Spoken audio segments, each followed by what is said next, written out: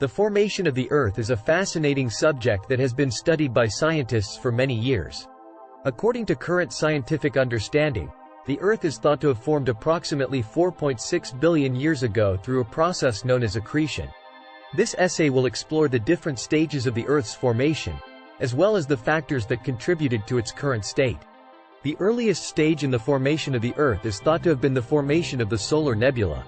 The solar nebula was a cloud of gas and dust that surrounded the Sun during its early stages of formation. This cloud was composed of primarily hydrogen and helium, with trace amounts of heavier elements. Over time, the solar nebula began to contract due to its own gravity. As it contracted, it began to spin faster and faster, eventually forming a flattened disk. This disk was made up of concentric rings of gas and dust, with the heaviest elements located closer to the center of the disk. Within this disk, the process of accretion began to take place. Accretion is the process by which small particles of dust and ice stick together to form larger and larger objects. These objects, known as planetesimals, continued to grow through collisions with other planetesimals, eventually forming protoplanets. The protoplanets continued to grow through accretion and collisions until they reached a size that was large enough to begin to differentiate.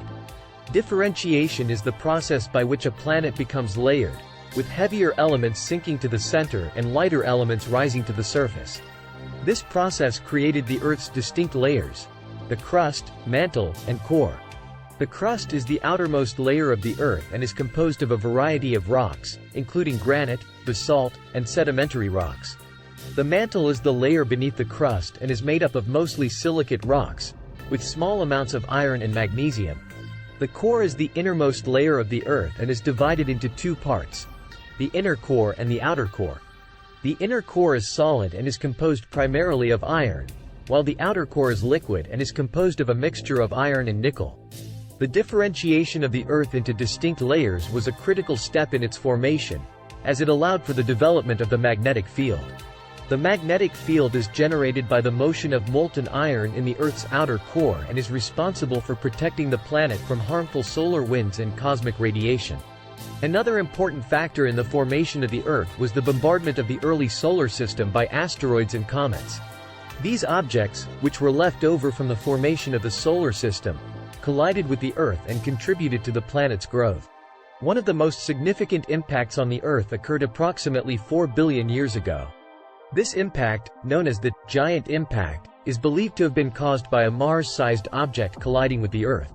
The impact was so powerful that it completely melted the Earth's surface and ejected a large amount of debris into space. This debris eventually came together to form the Moon. The formation of the Moon was an important event in the history of the Earth, as it had a significant impact on the planet's rotation and tides.